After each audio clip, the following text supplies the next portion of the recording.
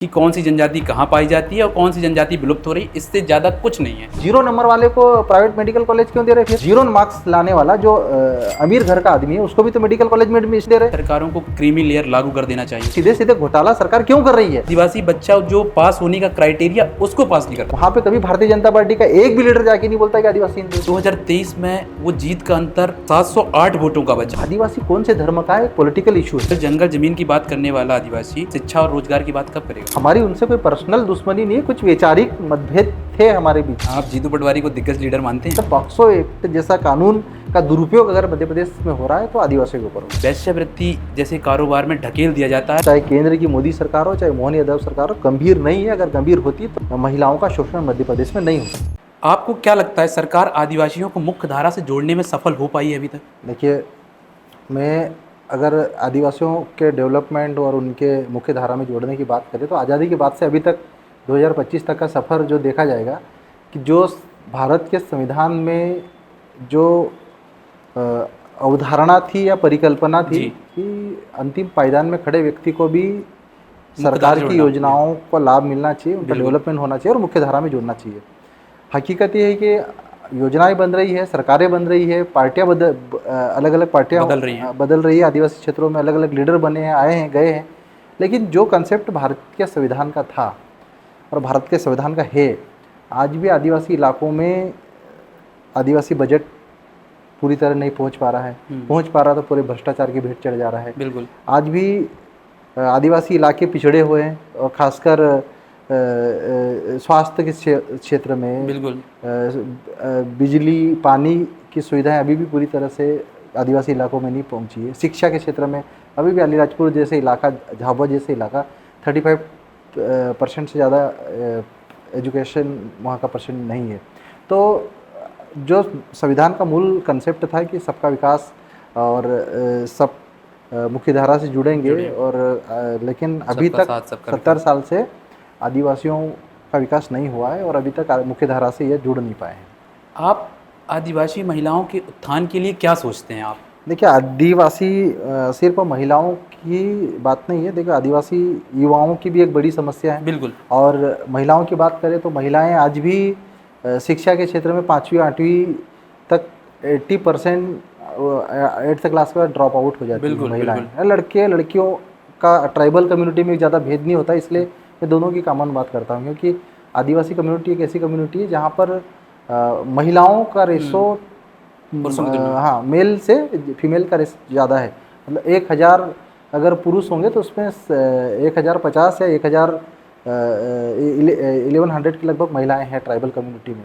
तो दोनों का भागीदारी हम लोग बराबर मानते हैं और महिलाओं का इसलिए ज़्यादा जागरूक होना जरूरी है क्योंकि पूरी जब बच्चा होता है उसके संस्कार से लेके उसका मार्गदर्शन से लेके महिलाओं का पूरा अधिकार होता है। तो महिलाओं का एजुकेशन में और मुख्य धारा में उनका भी आना बहुत ज़रूरी है। साथ में यूथ को भी आना जरूरी है क्योंकि देश के विकास के लिए महिलाओं की जितनी भागीदारी चाहिए उतनी, मतलब पुरुषों की जितनी भागीदारी चाहिए उतनी महिलाओं की भी होगी, तभी हम देश का विकास सही मायने में जो हम सपना देख रहे हैं कि विकसित भारत 2047 का सपना पूरा हो पाएगा।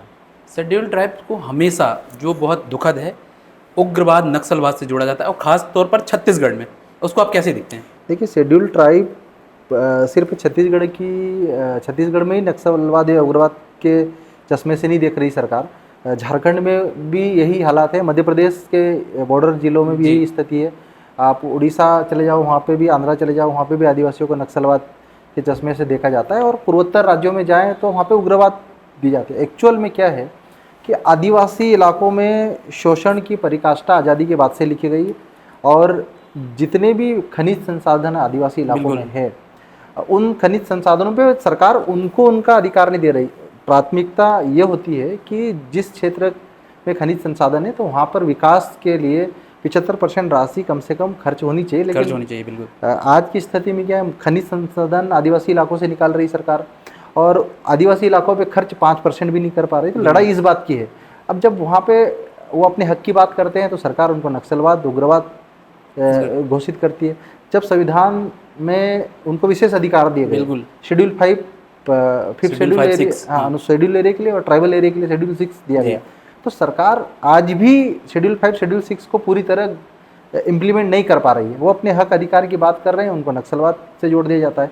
तो मैं ये कहना चाहूँगा कि सरकार अगर वास्तव में उनको विकास की मुख्य धारा से जोड़ना चाहती है तो उनके जो संवैधानिक प्रावधान है शेड्यूल 5, शेड्यूल 6 को इम्प्लीमेंट करे, खनिज संसाधनों पे उनके हक अधिकार दे, उनकी कल्चर, उनकी आइडेंटिटी, उनकी परंपराओं को सरकार संरक्षित करे, निश्चित ही ये समस्याएं खत्म हो जाएगी। क्या आपको लगता है यदि आदिवासी शहर से जुड़ेंगे तो उनका विकास होगा या फिर उनकी जो परंपरा है वो समाप्त होगी? आपका क्या मानना है? देखिए, शहरीकरण आज के आधुनिक युग में जरूरी है, बहुत जरूरी है। लेकिन सरकार को शहरी विकास के साथ साथ ग्रामीण विकास की तरफ भी ध्यान देना चाहिए। बिल्कुल। गांव का एक अपना कल्चर है, शहर का एक अपना कल्चर है। गांव में विकास को एक अलग चश्मे से देखा जाता है, इस ग्रामीण इलाकों में अलग चश्मे से देखा जाता है। आज देश में 75% आबादी ग्रामीण इलाकों में निवास करती है और निश्चित ही गाँव का विकास शहरों की तुलना में आज के भारत में अगर देखें तो वहाँ पे बिजली, पानी, सड़क, रोटी के लिए संघर्ष कर रहा है और बड़ी आबादी में युवा पलायन करके शहर की ओर जा रहा है। बिल्कुल। अब सवाल ग्रामीण इलाकों का है तो निश्चित ही सरकार को ग्रामीण इलाकों में भी विकास की रेखाएं खींचनी चाहिए, विकास करना चाहिए। अगर ग्रामीण इलाकों में ही युवाओं को रोजगार स्थानीय स्तर पर मिलेगा तो क्यों शहर की ओर पलायन करेंगे। शहरीकरण के लिए यूथ की ज़रूरत है, रोजगार के लिए भटक आ रहे हैं, लेकिन पहली प्राथमिकता जब हमारा भारत ग्रामीण इलाकों से बना है, 75% आबादी ग्रामीण इलाकों में निवास करती है, तो गाँव का भी विकास होना चाहिए, ऐसा मेरा मानना है। ऐसा लेकिन हाँ, शहरों का विकास आधुनिकीकरण के युग में शहरों का भी विकास हो, लेकिन ऐसा ना हो कि सरकारें बिल्कुल पूरा फोकस विकास का मॉडल सिर्फ शहरों के ऊपर लागू किया जाए। ग्रामीण अंचल को अनदेखा करना भी कहीं ना कहीं देश की उन्नति के लिए, विकसित भारत के लिए कहीं ना कहीं नुकसानदायक है। तो इसीलिए ग्रामीण क्षेत्रों में भी सरकार का फोकस होना चाहिए विकास के लिए। मध्य प्रदेश की शिक्षा बोर्ड जो है वो आदिवासी बच्चों के लिए अनुकूल है उसकी शिक्षा प्रणाली? देखिए, आदिवासी इलाकों में शिक्षा व्यवस्था की बात करें और शहरी इलाकों में बात करें, देखिए आदिवासी इलाकों में शिक्षा व्यवस्था बहुत पिछड़ी हुई है। स्कूल बनी है तो वहाँ पे टीचर नहीं है, टीचर है तो स्कूल भवन नहीं बने हैं, भवन है तो पूरे जर्जर हो चुके हैं।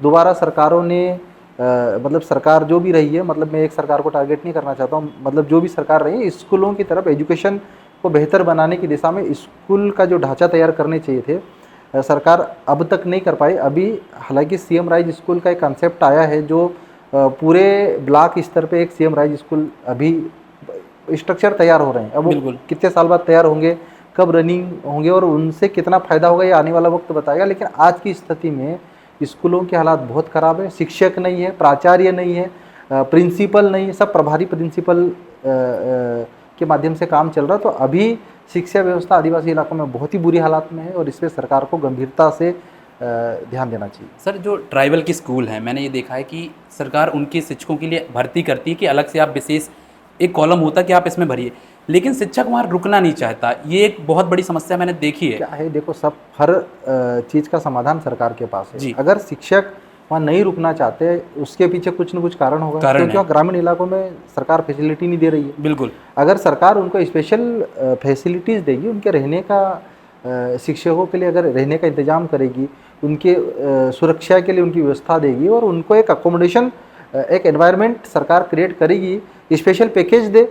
जब जैसे कि हमारे मेडिकल प्रोफेशन में जो डॉक्टर्स ग्रामीण सेवाएं देना चाहते हैं, उनके लिए सरकार का स्पेशल पैकेज होता है, जहां पे आप शहरी क्षेत्रों में अगर उनकी सैलरी 75,000 1 लाख होती है, तो ग्रामीण इलाकों में 1,25,000 1,50,000 सरकार देने के लिए तैयार है। तो ऐसी फैसिलिटी अगर टीचर्स के लिए भी देगी तो कौन टीचर ग्रामीण इलाकों में नहीं जाना चाहिए। बिल्कुल।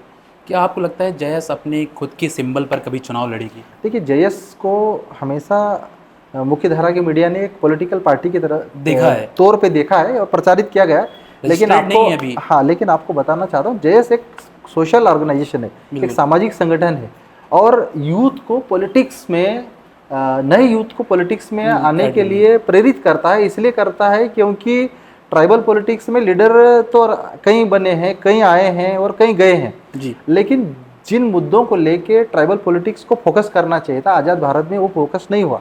उदाहरण के तौर पे मुझे एमएलए बनने मेरे एमएलए बनने के बाद में मध्य प्रदेश की पॉलिटिक्स में या देश की पॉलिटिक्स में शेड्यूल 5 एक इशू बना। बिल्कुल। मुख्य धारा की जो मीडिया थी, मुख्य धारा की जो ब्यूरोक्रेसी थी, उनको समझ में आया कि शेड्यूल 5 शेड्यूल 6 को लेके भी हमको काम करना चाहिए, क्योंकि आदिवासी इलाकों में अभी तक सरकार वही नियम और वही रूल्स और रेगुलेशन लागू कर रही जो सामान्य क्षेत्रों में लागू होता है। जबकि शेड्यूल एरिया एक डिफरेंट एरिया है, वहाँ का कल्चर अलग है, वहाँ का भौगोलिक स्थिति अलग है, वहाँ के लोगों का व्यवहार अलग है। तो सब कुछ अगर देखा जाए तो उस दृष्टि से शेड्यूल 5 शेड्यूल 6 अगर जब संविधान में प्रोविजन बने हैं, तो उन प्रोविजनों के हिसाब से वहाँ का एक मॉडल तैयार करना चाहिए था, वहाँ का एक ढांचा तैयार करना चाहिए था, वहाँ सरकार नहीं कर पाई है। तो इसी कारण ट्राइबल इलाके अभी तक मतलब मुख्य धारा से अनछुए हैं। बिल्कुल सर, जो जैस का मेंबर है वो शेड्यूल्ड ट्राइब्स ही होगा,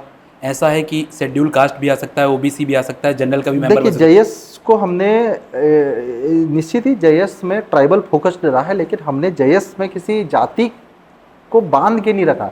हमने कहा कि जयस में एससी के यूथ भी जुड़े, जयस में ओबीसी के यूथ भी जुड़े, जयस में सामान्य के यूथ भी जुड़े, क्योंकि हमारी लड़ाई किसी एक जाति विशेष के लिए नहीं, हमारी लड़ाई एक बदलाव के लिए है। हमारी लड़ाई अंतिम पायदान में खड़ा कोई भी व्यक्ति हो, ओबीसी का हो, जनरल का हो, एससी का हो, तो हमारी लड़ाई ये है कि जैसे हमने बात कही कि ग्रामीण क्षेत्रों का विकास होना चाहिए, तो ग्रामीण क्षेत्र में हर कम्युनिटी के लोग निवास करते हैं, वहाँ पे अच्छी एजुकेशन मिले, अच्छा स्वास्थ्य सेवाएं मिले, वहाँ पे उनको प्रोटेक्शन मिले, वहाँ का इलाकों का डेवलपमेंट हो। तो हमारी लड़ाई विकास की है, हमारी लड़ाई अंतिम पायदान में खड़े व्यक्ति को मुख्य धारा में लाने की है। तो कोई भी जुड़ सकता है जयस से, और कई लोग जुड़े हुए हैं जयस से, कई लोग सामान्य के, ओबीसी के, एससी के मिल के हम लोग काम कर रहे हैं। जैसे मैं अपना अनुभव साझा करूँ, अभी मैं डिंडोरी में था, 1 महीने था, मैं एक एनजीओ के थ्रू गया था, तो मैंने ये पाया, बहुत मतलब मेरा जो इंटरेस्ट आया आदिवासियों के लिए तब से आया कि उनको ये नहीं पता कि हमारा कितना हक है, जो अधिकारी हैं वो कम पैसा दे रहे हैं, उन पे भी वो लोग प्रसन्न हैं। हमने कई बार ट्राई भी किया कि उनको ये पैसा मिल जाए, इसलिए मैं ये जानना चाहता था, क्योंकि यदि हम लोग भी ऐसा कर सकते हैं तो आ सकते हैं, जुड़ सकते हैं, ऐसा मानना है मेरा। बिल्कुल, देखो मेरा ऐसा मानना है कि किसी भी कम्युनिटी के विकास के लिए बिल्कुल सबकी ज़रूरत पड़ेगी। बिल्कुल। आज हमको सामान्य की भी ज़रूरत है, ओबीसी की भी ज़रूरत है, पिछड़ों की भी ज़रूरत है, और अनुसूचित जाति वर्ग की भी ज़रूरत है। आज अगर सब मिलकर एक टीम वर्क के रूप में काम करेंगे तो निश्चित ही हमारा फोकस क्या है, विकास होना चाहिए। बिल्कुल। हमारा फोकस है कि इनको भी मुख्य धारा में आना चाहिए और इनको भी अच्छी सुविधा मिले, अच्छी स्वास्थ्य सेवाएं मिले, सम्मान मिले। हमारा मकसद ये है, क्योंकि देखो आज़ाद भारत में भारत के संविधान की परिकल्पना होती कि सबको भाईचारा, सबको समान अधिकार मिलना चाहिए, लेकिन हो उलट रहा है। एक आज देश की स्थिति है कि कुछ ही वर्गों का विकास हो रहा है, कुछ ही लोगों का, कुछ चंद पूंजीपति और अमीर होते जा रहे हैं और गरीब होते जा रहा है। तो अब इस खाई को अगर पाटना है, इस गैप को कम करना है, तो हमको सबकी ज़रूरत है और सबको मिल के काम करना पड़ेगा। ऐसी कौन सी जनजातियाँ हैं जो शिक्षा पे पूरा ध्यान दे रही हैं, और ऐसी कौन सी जनजातियाँ हैं जो शिक्षा से पूरी तरीके से दूर हैं, अभी एजुकेशन पहुंचा ही नहीं उन पे? देखो शिक्षा पे अगर ध्यान देने की बात करें तो मध्य प्रदेश, छत्तीसगढ़, झारखंड, उड़ीसा, महाराष्ट्र लगभग एक जैसे हालत है, बहुत ज़्यादा बदले नहीं। हाँ, राजस्थान में एक मीणा कम्युनिटी है, ट्राइबल कम्युनिटी है, जो उस पर भी विवाद है। हाँ, वो एक विवादास्पद है, वो एक अलग इशू है। वो उसमें क्योंकि ज़्यादातर IAS IPS के जो पोस्ट हैं सिविल सर्विसेज में मीणा कम्युनिटी के लोग आज देश में सबसे ज़्यादा सिलेक्ट होते हैं। उन्होंने मेहनत करी, उन्होंने प्लानिंग करी, उन्होंने जो भी पीछे के जो पीढ़ी, आने वाली पीढ़ियाँ थी, उनको गाइड किया और आज सिलेक्ट हो रही। अब मध्य प्रदेश की बात करें तो मध्य प्रदेश में IAS अधिकारी जो UPSC फाइट करने वाला हर वर्ष जो एग्ज़ाम होती है, गिना चुने एक आध सिलेक्शन होता है, छत्तीसगढ़ से 1-2 होते हैं और अन्य राज्यों में गिने चुने लोग होते हैं। लेकिन अब सवाल है कि कहीं ना कहीं पूरे राज्य के राज्य प्रभावित होते, किसी एक कम्युनिटी को हम बोल नहीं सकते। लेकिन हाँ, ये राजस्थान में जो मीणा कम्युनिटी है सबसे ज़्यादा सिविल सर्विसेज की पोस्ट ले जाती है और वो लोग पूरा फायदा उठा रहे हैं। सर, आपको नहीं लगता कि राज्य सरकारों को क्रीमी लेयर लागू कर देना चाहिए? देखिए, क्रीमी लेयर वाला कॉन्सेप्ट ट्राइबल कम्युनिटी के लिए हमारा ऐसा मानना है कि अभी एक जनरेशन अभी रिजर्वेशन लेके अभी मुख्य धारा की राजनीति में आई है जी। और अगर क्रीमी लेयर अगर एक धारा में अगर उनको फिलहाल अगर बाहर करती क्रीमी लेयर मान के, तो निश्चित ही वो उनका जो विकास है वहीं को ही रुक जाएगा। जैसे उदाहरण मैं देता हूँ, मेरे पिताजी टीचर था, मतलब टीचर थे, अभी रिटायर हो गए। बड़ी हम संघर्ष करके अभी फर्स्ट जनरेशन है मुख्य धारा में हम लोग आए हैं, और मानना ऐसा है कि हमको और मौका मिलना चाहिए ताकि हम लोग सिस्टम को अभी तो समझने लगे हैं। एक जनरेशन का एक और मौका मिलना चाहिए। हाँ, लेकिन ये भी है कि जो कुछ ऐसी जनजातियां हैं जो बेगा, भारिया, सहरिया, इनको स्पेशल प्रिविलेज सरकार दे रही है, लेकिन इनको भी मुख्य धारा में आने के लिए स्पेशल सरकार की तरफ से ऐसी रणनीति कूटनीति होनी जैसे चाहिए। मेरा आपने बताया कि मीणा, और मतलब मीणा जो है राजस्थान की जाति, उसमें सबसे ज़्यादा आईएएस निकलते हैं। तो ये तो एजुकेटेड हो गए हैं, मतलब अब इनसे आईएएस आईपीएस निकल रहे हैं, तो इन पे फिक्स कर देना चाहिए और दूसरे लोगों को भी रिजर्वेशन मिलना चाहिए। देखिए, अब निश्चित ही ट्राइबल कम्युनिटी में मौका सबको मिलना चाहिए। इस पे सरकार को गंभीरता से विचार करना चाहिए, क्योंकि यूपीएससी के पोस्ट हैं, निश्चित ही अगर एक ही कम्युनिटी को जाता है तो कहीं ना कहीं एक ही कम्युनिटी का डेवलपमेंट हो रहा है। और हमारा ऐसा मानना है कि अगर ओवरऑल कम्युनिटीज़ को लेके चले तो सारे कम्युनिटीज़ को, चाहे यूपीएससी की पोस्ट हो चाहे पीएससी की पोस्ट हो, सबको मिलनी चाहिए और सबको मुख्य धारा में आने का मौका मिलना चाहिए। हमने देखा कि मध्य प्रदेश विधानसभा सेट की जो शेड्यूल ट्राइब्स की 47 सीटें हैं, और 47 सीटें विधानसभा में हैं और लोकसभा में 6 सीटें हैं। तो इतने ज़्यादा होने के बावजूद भी आप लोग मुख्य धारा की राजनीति, उसमें ज़्यादा खास असर दिखता नहीं क्या है। है, ट्राइबल कम्युनिटी का सबसे बड़ा ड्रॉबैक है कि ये एकजुट नहीं है। और अपनी अपनी कम्युनिटी, जैसे हमारे मध्य प्रदेश में मुख्य रूप से भील, भिलाला, गोंड जो कम्युनिटी निवास करती है जी। अब ये भी क्षेत्र अलग अलग क्षेत्रों के आधार पर बटी हुई है। जैसे पूर्वोत्तर मध्य प्रदेश का पूर्वी मध्य प्रदेश लेंगे तो वहाँ पे गोंड कम्युनिटी मुख्यतः है। पश्चिम मध्य प्रदेश में अब देखें तो भील, भिलाला कम्युनिटी डोमिनेटली मतलब निवास करती है।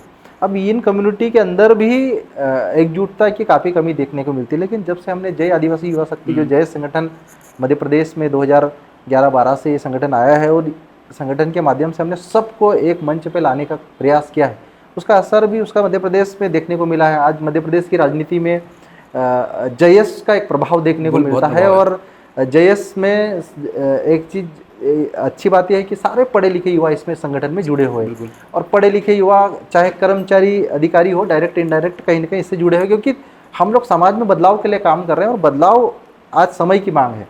और इस समय की मांग को देखते हुए सरकारों ने भी जयस को गंभीरता से लिया, और आज जयस संगठन के वजह से आज मध्य प्रदेश की राजनीति में डायरेक्ट एंट्री मारा हूँ।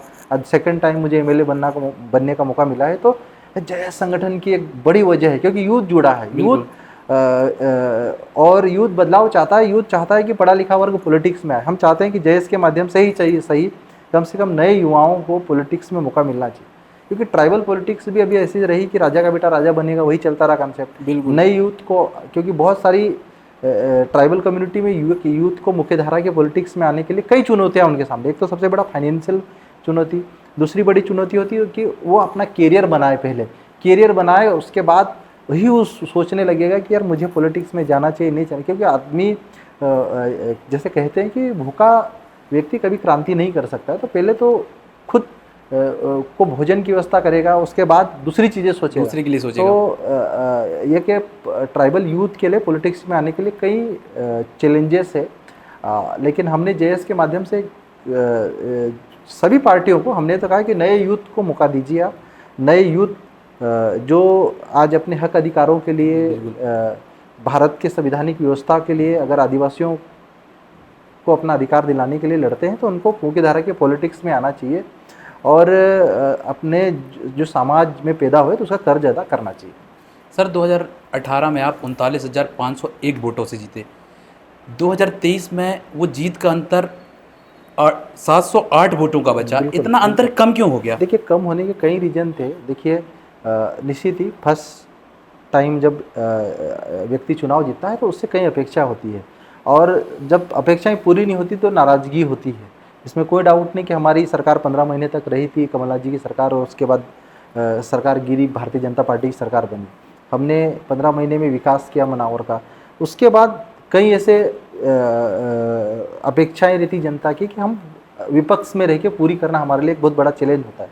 दूसरा, कई जैसे हम जैसे जो युवा थे, एक डायरेक्ट पॉलिटिक्स में एंट्री करी, और ट्राइबल यूथ अगर किसी बिना पॉलिटिकल ग्राउंड के अगर कोई भी यूथ डायरेक्ट एमएलए बन जाएगा तो उसको एक अलग नज़रिए से देखता है, उसके प्रति जेलसी होती है, उसको एक ऐसा लगता है कि ये डायरेक्ट कैसे बन गया, हम इतने समय से चप्पल घिसा रहे, हम इतने समय से पार्टी के लिए संघर्ष कर रहे हैं। तो वो भी एक फैक्टर था।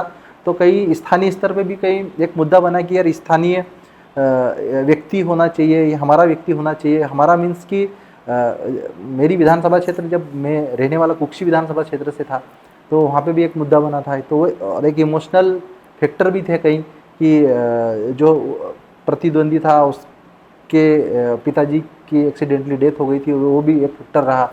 और एक फैक्टर ये भी था कि भारतीय जनता पार्टी ने जो चुनाव लड़ा था उसमें कई प्रकार से उन्होंने रणनीतिक कूटनीतिक गेम खेले थे। जैसे कि वोटर लिस्ट में डुप्लीकेसी, मेरे विधानसभा क्षेत्र में 47,000 डुप्लीकेसी वोट थी, जिसको 47,000 डुप्लीकेट वोट पड़े। 37,000 डुप्लीकेट वोट पड़े, नहीं डुप्लीकेट थे।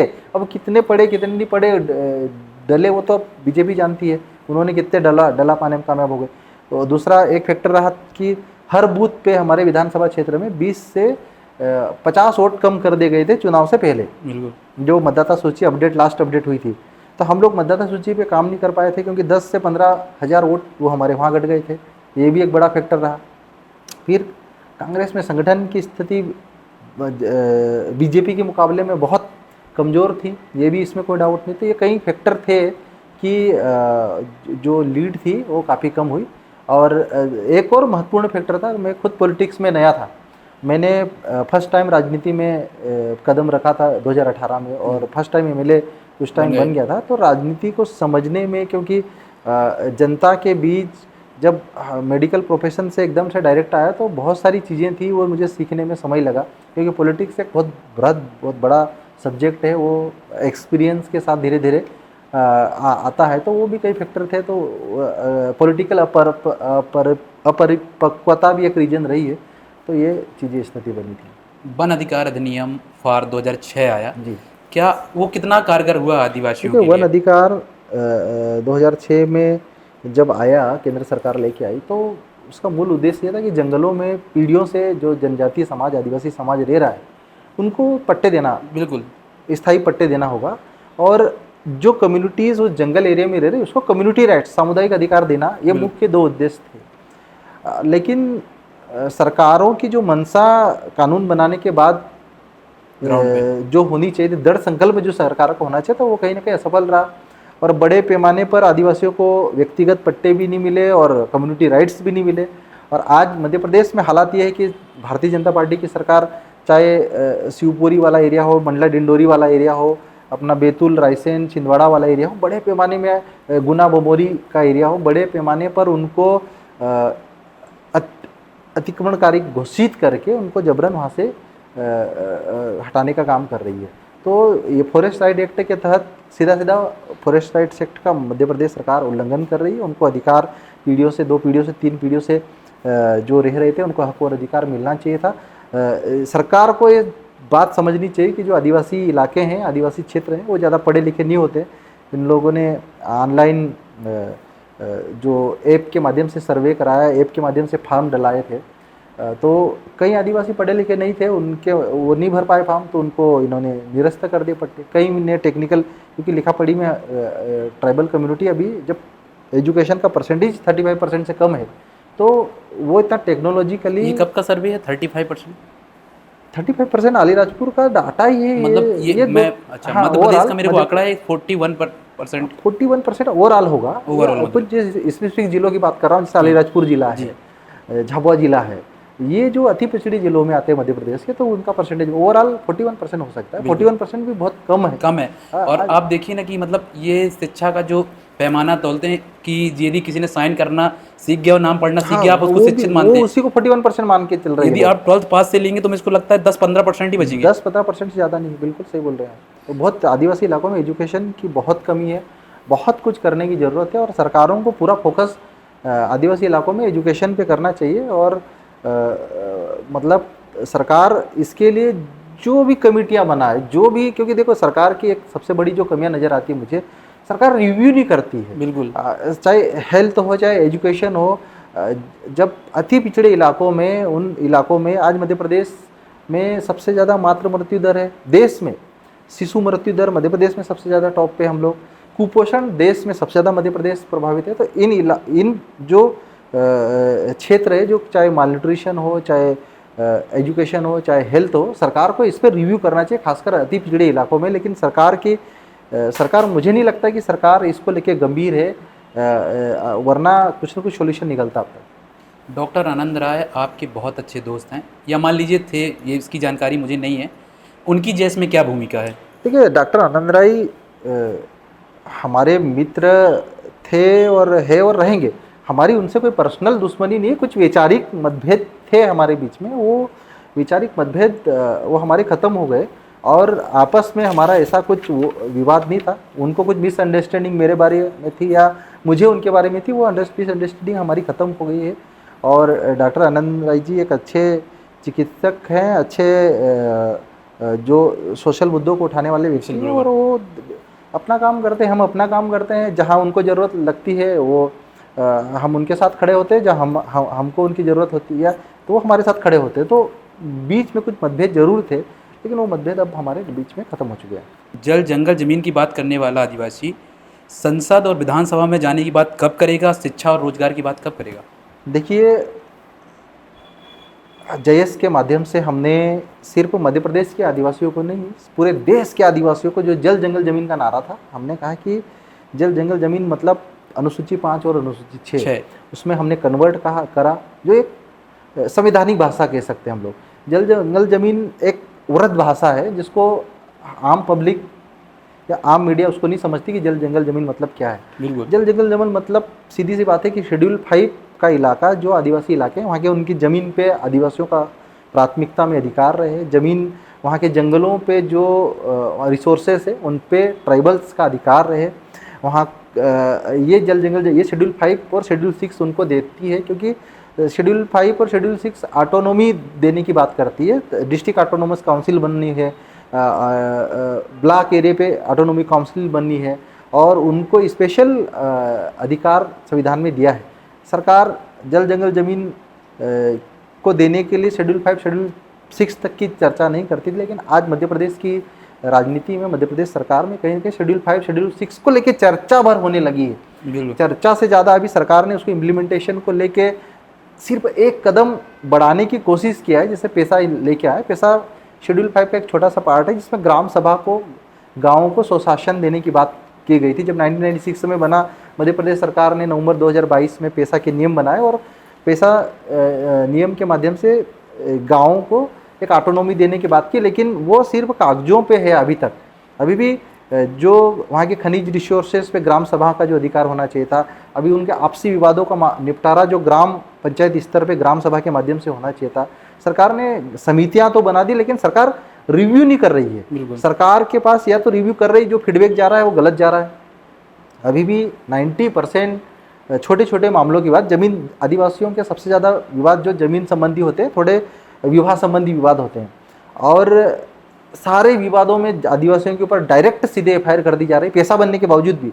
जबकि पैसा समितियों में विवाद निवारण समिति बनी थी, और समिति के माध्यम से उन छोटे छोटे विवादों का, चाहे शादी से संबंधित विवाद हो, चाहे ज़मीन से संबंधित विवाद हो, चाहे शराब से संबंधित विवाद हो, ग्राम सभा के माध्यम से ग्राम पंचायत स्तर पे उन विवादों का निराकरण होना चाहिए था। ये पैसा का मूल कंसेप्ट था।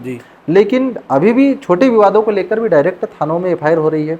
आज आदिवासी इलाकों में कम पढ़े लिखे होने के कारण प्रेम विवाह में लड़का लड़की शादी के लिए घर से निकल जाते हैं, घर से भाग जाते हैं। कई बार लड़के के पिताजी को पसंद नहीं आता, लड़की के पिताजी को पसंद नहीं आता लड़का, और वो एफआईआर करने चले जाते थाने में, और डायरेक्ट बिना ग्राम सभा समिति से पूछे, पैसा समिति से पूछे, सरकार के जो पुलिस विभाग है डायरेक्ट एफआईआर कर दे रहे हैं। और जब नाबालिग केस में उनके ऊपर पॉक्सो एक्ट लागू हो रहा है, पॉक्सो एक्ट के तहत एफआईआर दर्ज है। आज मध्य प्रदेश के थानों में, मध्य प्रदेश की जेलों में 80% आदिवासी युवाओं के ऊपर, जो 15 से लेके आज की 25 साल की उम्र के बीच, सबके ऊपर पॉक्सो एक्ट लगे हुए हैं। तो पॉक्सो एक्ट जैसा कानून का दुरुपयोग अगर मध्य प्रदेश में हो रहा है तो आदिवासियों के ऊपर हो रहा है। आपको नहीं लगता कि आदिवासी के उत्थान के लिए सभी आदिवासी पार्टी, चाहे वो गोंडवाना हो, चाहे जयस हो, चाहे ये आपकी भारतीय आदिवासी पार्टी हो, इनको एकजुट होना चाहिए। बिल्कुल होना चाहिए। देखिए, आदिवासियों का उत्थान आदिवासियों की एकता में है। आदिवासी एक रहेंगे तो निश्चित ही आदिवासियों के मुद्दे विधानसभा के भीतर उठेंगे, आदि संसद के भीतर उठेंगे। और आज उदाहरण के तौर पे एक जेएस एक संगठन आया, जेएस ने मुझ जैसे युवा को मध्य प्रदेश की विधानसभा के भीतर जाने का एक मौका दिया। और आज मध्य प्रदेश की राजनीति में आदिवासी एक चर्चा का विषय बन गया है। बिल्कुल। इससे पहले आदिवासी तो थे, आदिवासी अभी भी है, 21% से ज़्यादा आदिवासी है, लेकिन मध्य प्रदेश विधानसभा के भीतर आदिवासी मुद्दों को लेकर कोई भी पार्टी रही गंभीर नहीं दिखती थी।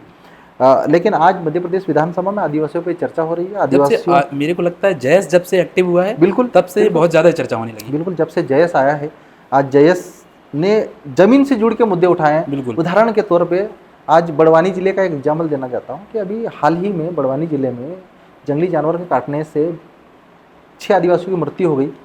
अभी तक वहाँ पर कोई जनप्रतिनिधि, विधायक हो, सांसद हो या संगठन हो वहाँ तक नहीं पहुँचा। मैंने मैसेज डाला 2 दिन पहले कि मैं 5 तारीख को पीड़ित परिवारों से मिलने दौरे पे आ रहा हूँ। आज सारे विधायक पहुँच गए, सारे सांसद पहुँच गए। और तो ये कम से कम जयस की एक जागरूकता है, सजगता है, मुद्दों को लेकर ट्राइबल के साथ खड़ा होता है। तो मजबूरी बन गई राजनीतिक पार्टियों की कि वो भी आदिवासियों की बात करने लगे हैं, आदिवासियों के अधिकारों की बात करने लगे।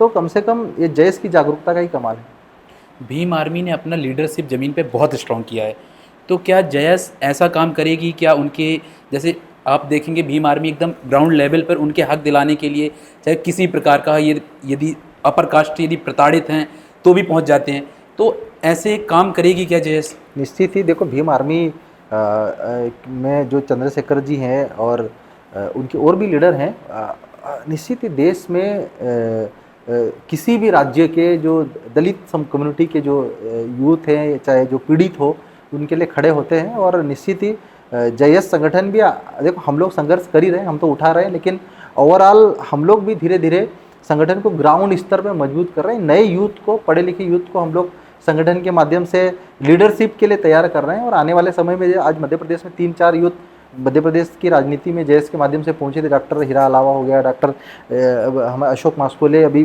लास्ट टाइम मेरे साथ एमएलए थे, अभी सेकंड टाइम में नहीं जीते वो। हमारे कमलेश्वर भाई डोडियार जी हैं, वो भी हमारे जयस से ही है। और हमारे मोन्टू सोलंकी जो बड़वानी से।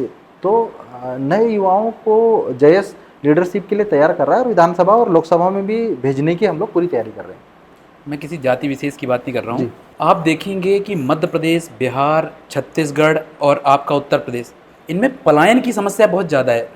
क्या करेगी सरकार इनके लिए? देखिए, सरकार अगर गांव का विकास चाहती है तो गांव में विकास का एक मॉडल तैयार करना होगा सरकार में। मॉडल ऐसा हो कि लोगों को स्थानीय स्तर पर रोजगार मिले, क्योंकि सबसे बड़ी आज यूथ के लिए ग्रामीण इलाकों में जो समस्या है, 2 वक्त की रोटी का इंतजाम करना।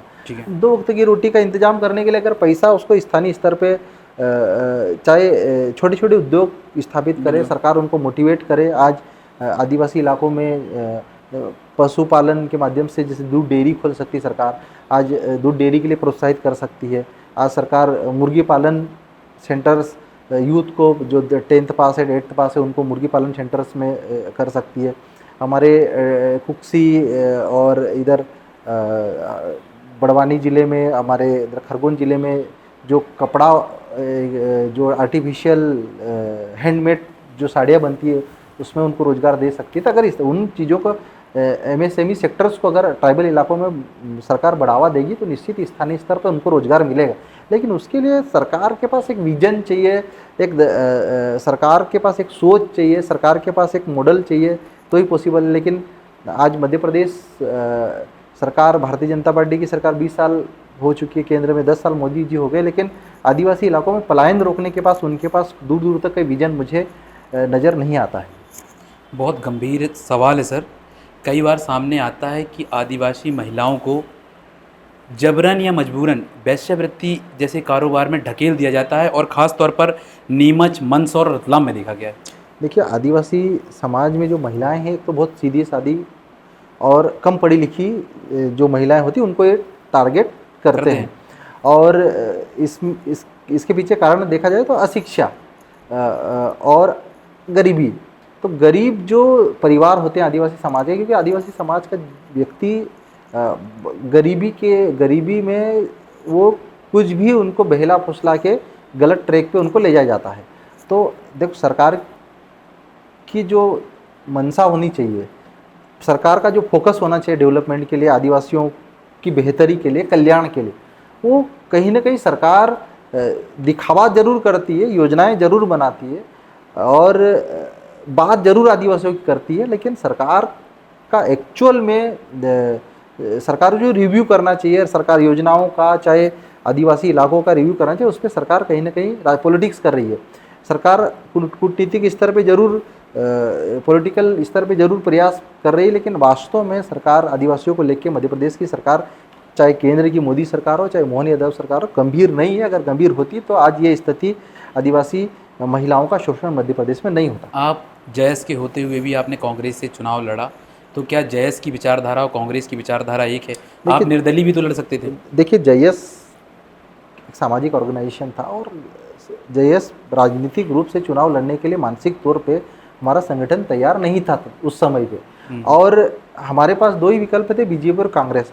अब बीजेपी का जो विचारधारा है, जो संघ की विचारधारा, जो आरएसएस की विचारधारा, जो आदिवासियों को वनवासी के कंसेप्ट पे लाके खड़ा कर देती है, तो हम लोगों का जयस के माध्यम से माना है कि आदिवासी इस देश का, इस भारत के आदिकाल से रहने वाले लोग हैं, ये प्राचीन भारत के मूल निवासी है और इनके ऊपर कोई भी चीज़ थोपी नहीं जा सकती। जब अंग्रेजों के 200 सालों में आदिवासी अंग्रेजों के अधीन नहीं हुए, उनकी गुलामी स्वीकार नहीं करी, सबसे पहले आंदोलन हमारे आदिवासियों ने अंग्रेजों के खिलाफ बगावत करी, तो भारतीय जनता पार्टी की जो आइडियोलॉजी है, आदिवासियों के ऊपर थोपने वाली आइडियोलॉजी है और उस आइडियोलॉजी से हम मैच नहीं करते बीजेपी आरएसएस की आइडियोलॉजी। तो यही कारण रहा है कि हम कांग्रेस की जो संवैधानिक विचारधारा है उसको लेके विचारधारा मैच करती है, इसलिए कांग्रेस से चुनाव लड़ा। कई बार मांग उठी है कि आदिवासियों को शराब बनाने की परमिशन मिले या उनको लाइसेंस लागू कर देना चाहिए, आपका क्या मानना है? देखिए, आदिवासी इलाकों में मेरा तो ये मानना है कि आदिवासियों का डेवलपमेंट अगर सरकार चाहती है, आदिवासियों को वास्तव में मुख्य धारा में जोड़ना चाहती है, तो उनको बिजनेस की ओर प्रेरित करना चाहिए, बिजनेस की ओर ले जाना चाहिए।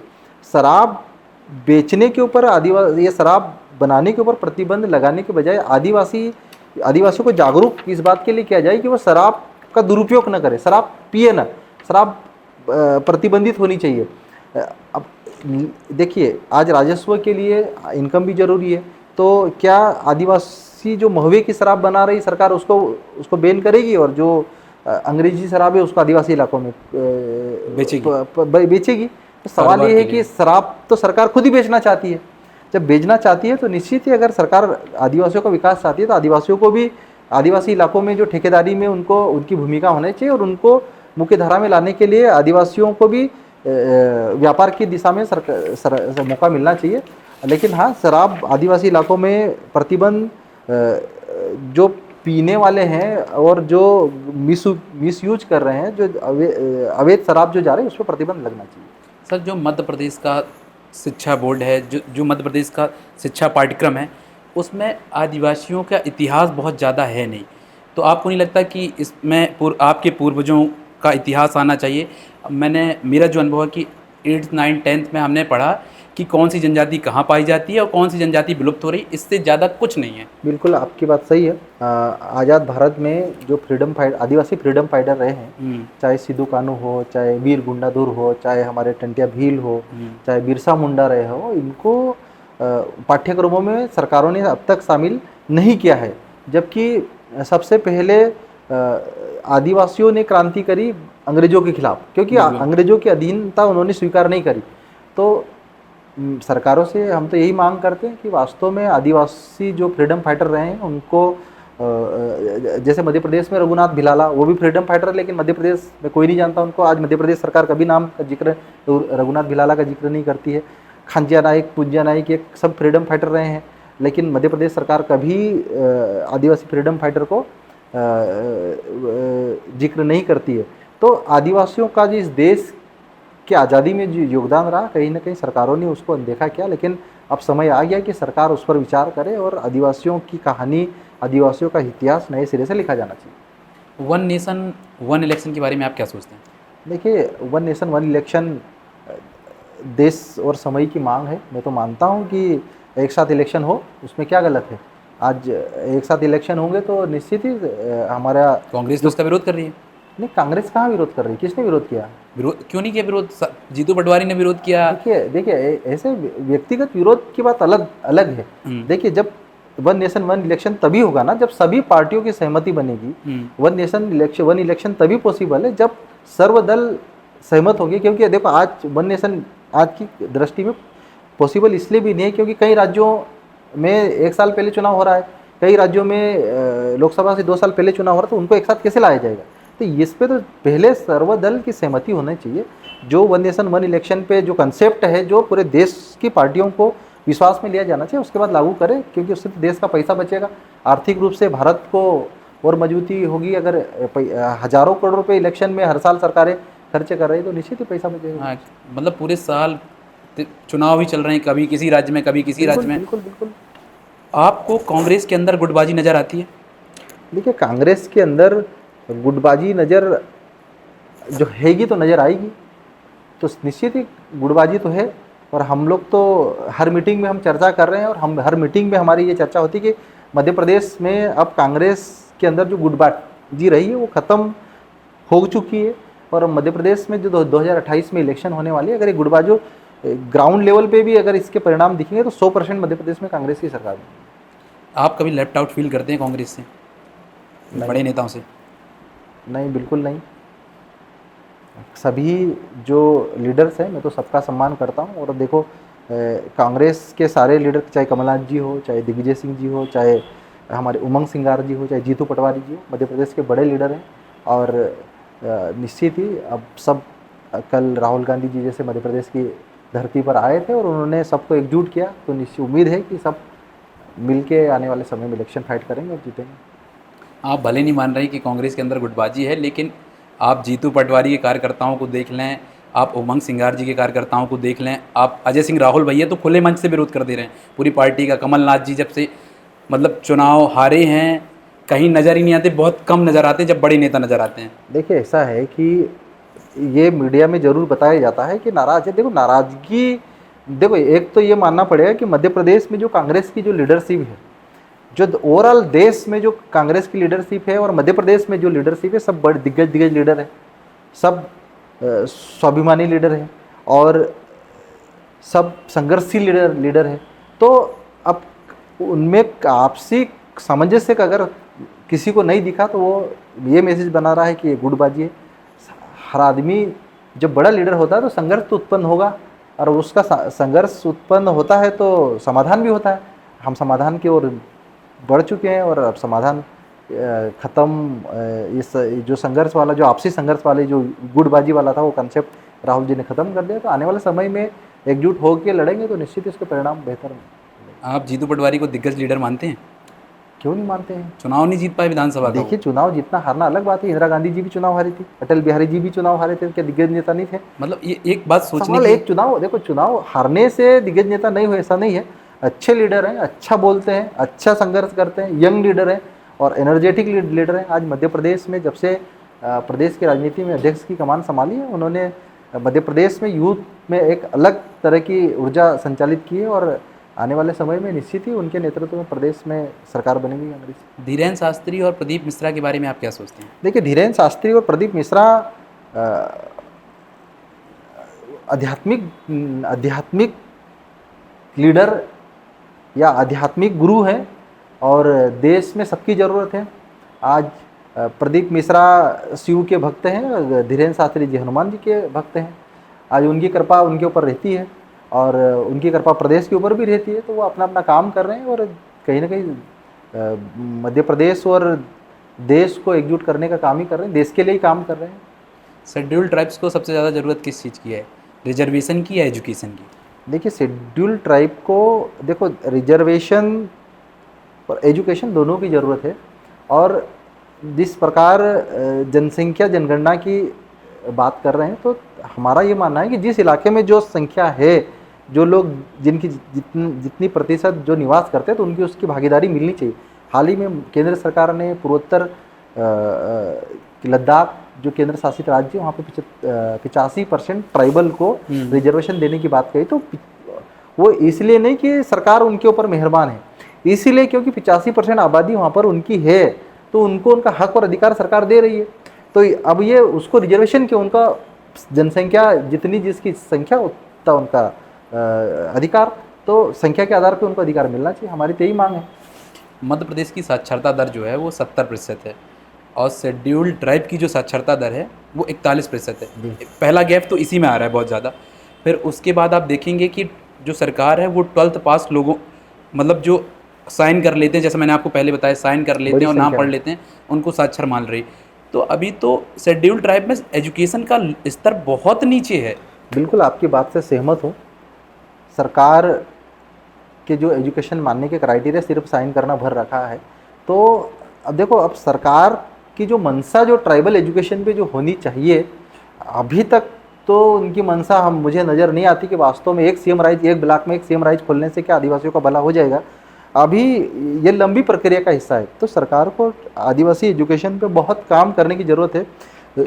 एक सीएम राइज स्कूल होने के साथ साथ छोटे छोटे स्कूल ग्रामीण इलाकों में भी पॉसिबल है, क्योंकि हर बच्चा सीएम राइज तक पहुंच पाएगा ये भी पॉसिबल नहीं आने वाले समय में, क्योंकि ग्रामीण इलाके कई पहाड़ी क्षेत्र है, वहाँ जब बस नहीं पहुंच पाती है, वहाँ रोड नहीं बनी हुई है, पुलिया नहीं बनी हुई, तो वहाँ का बच्चा ब्लॉक स्तर पे भी नहीं पहुंच पाएगा। तो आदिवासी क्षेत्रों में स्कूलों की संख्या बढ़ाने की ज़रूरत है, ना कि उनको कम करने की ज़रूरत है। आज ज़्यादातर स्कूल है, जो प्राइमरी स्कूल है, जो मिडिल स्कूल है, आदिवासी इलाकों में बंद होती जा रही है।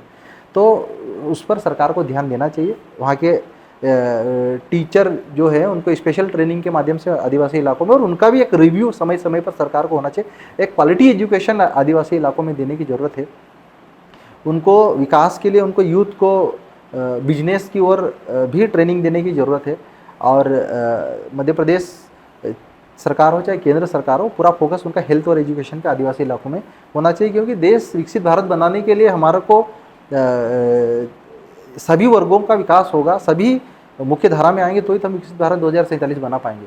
अब एक वर्ग विशेष को लेके अगर विकसित भारत का सपना देख रहे हैं तो ये कहीं ना कहीं गलत है। ये सपना पूरा नहीं हो पाएगा देश का। जो शेड्यूल्ड ट्राइब्स के लिए मध्य प्रदेश सरकार रिजर्वेशन देती है, 20% रिजर्वेशन देती है, और कई बार ऐसा होता है कि वो 20% सीटें जो हैं वो फुलफिल नहीं हो पाती।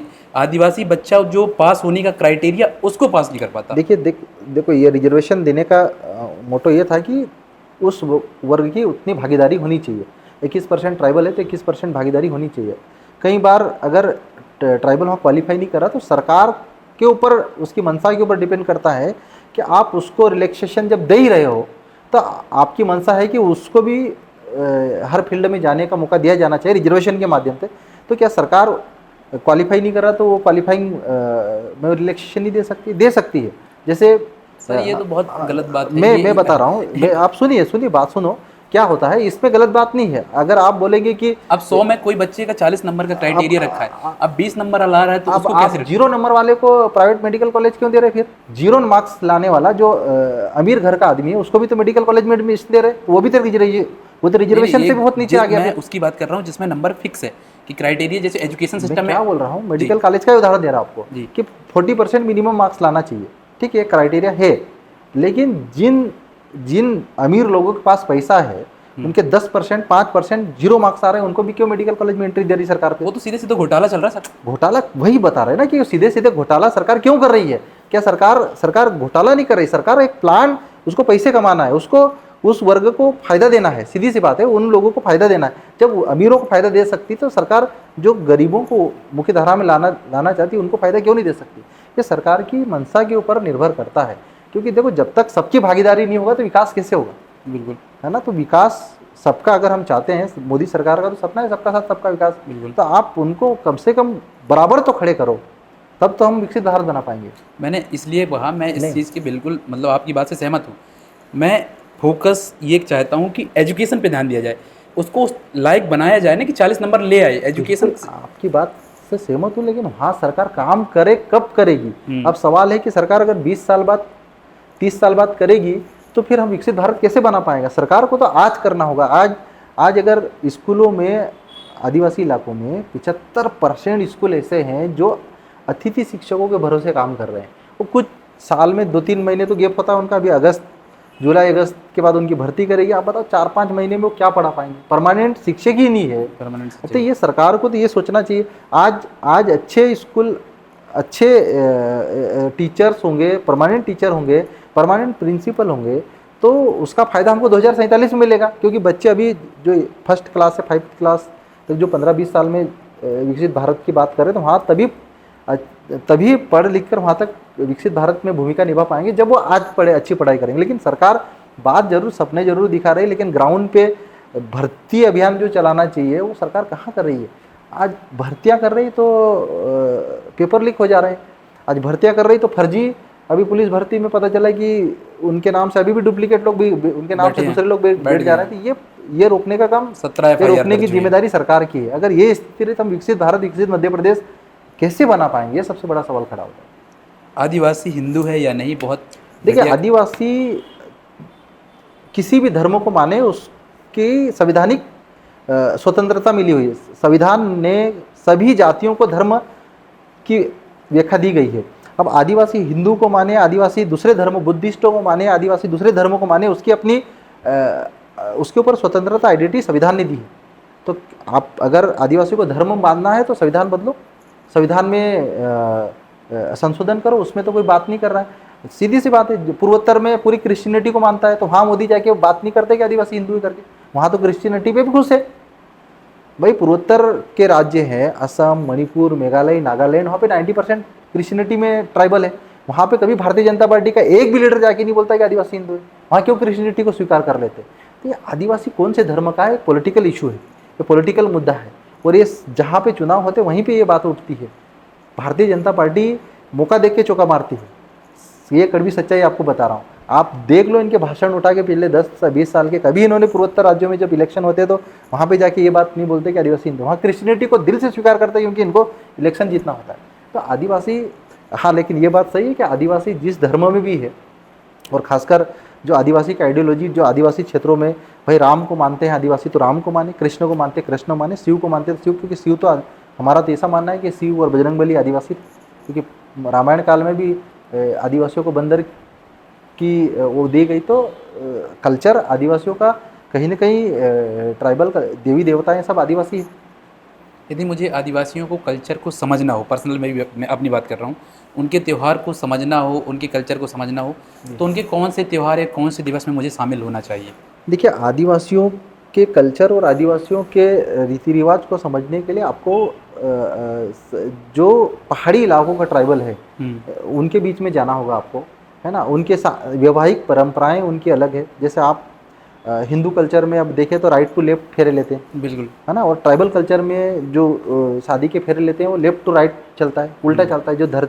जो हमारा अर्थ का जो घूर्णन है उसी दिशा में वो लोग नाचते हैं, शादी ब्याहों में नाचते हैं ट्राइबल, तो वो लेफ्ट टू राइट चलता है, मतलब धरती के साथ चक्कर लगाते हैं। तो ये एक उनके अलग कल्चर होते हैं ट्राइबल के, जो आदिवासियों को एक अपनी, जो उनको अपने कल्चर की बात की गई है, जो शेड्यूल 5 में, शेड्यूल 6 में, कि उनकी अपनी कल्चर सुरक्षित रहनी चाहिए, अपनी संस्कृति सुरक्षित रहनी चाहिए। जैसे पेशा में भी यही बात की गई कि वो अपनी परंपराओं को नहीं भूले, अपने रीति रिवाजों को नहीं भूले। लेकिन ये बात अलग है कि जो लोग अपनी परंपराओं और रीति रिवाजों को भूल चुके हैं, जो छोड़ चुके हैं, तो उनको मेरा तो ऐसा मानना है कि उनको ट्राइबल से बाहर कर देना चाहिए।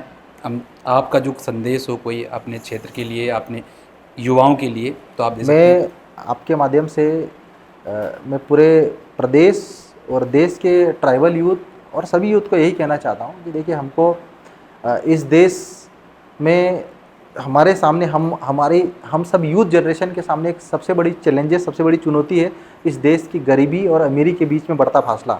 आज देश में गरीब और गरीब होते जा रहा है, अमीर और अमीर होते जा रहा है, और कुछ ही चंद पतियों का अथाह पैसा है, अथाह विकास हो रहा है, और गरीबों को 2 वक्त की रोटी के लिए संघर्ष करना पड़ रहा है। तो मैं सभी यूथ से, ट्राइबल यूथ से यही कहना चाहता हूँ कि हम लोग एक ऐसी लीडरशिप भविष्य के लिए एक ऐसा भारत बनाएं जिसमें सभी को सम्मान के साथ जीने का हक हो, सभी को स्वाभिमान के साथ जीने का हक हो, और सभी का विकास हो, सभी को मुख्य धारा में आने का मौका मिले। ऐसा भारत बनाएं हम सब मिलकर। एजुकेशन और हेल्थ को लेके, खासकर जो ग्रामीण इलाके हैं, पिछड़े भारत के जो इलाके हैं, वहाँ पर हमको यूथ पीढ़ी को काम करना चाहिए, उनकी मदद करना चाहिए, क्योंकि आज देश में विकसित भारत बनाने का सपना अगर हम देख रहे हैं तो सबको साथ में लेके चलना होगा, तभी हम विकसित भारत का सपना देख पाएंगे। और आदिवासी इलाकों में जो नशा है, बहुत ज़्यादा नशा है, उस पे नियंत्रण होना चाहिए। यूथ कम से कम नशा करे, गाड़ी चलाते समय हेलमेट पहने और शिक्षा व्यवस्था को बेहतर करने के लिए जो आने वाली जनरेशन है उसको मोटिवेट करे। और जो आदिवासी समाज के ऐसे यूथ जो पढ़ लिख कर मुख्य धारा में शामिल हो गए, पढ़ लिख कर बड़े बड़े अधिकारी बन गए, पढ़ लिख कर आज सक्षम हो चुके हैं, उनको पीछे मुड़कर अपने गाँव की तरफ देखना चाहिए और उन लोगों की मदद करना चाहिए जो जिनके बीच से हम निकल के आए। ये मेरा पूरे देश के यूथ के लिए और खासकर ट्राइबल यूथ के लिए मेरा संदेश है। सभी को जय जोहार, जय आदिवासी जिंदाबाद। नमस्कार साथियों, तो ये थे हमारे साथ हीरालाल अलावा जी, जिन्होंने एजुकेशन बेरोजगारी पर खुलकर बात की। सर आपने हमें समय दिया, बहुत बहुत धन्यवाद सर।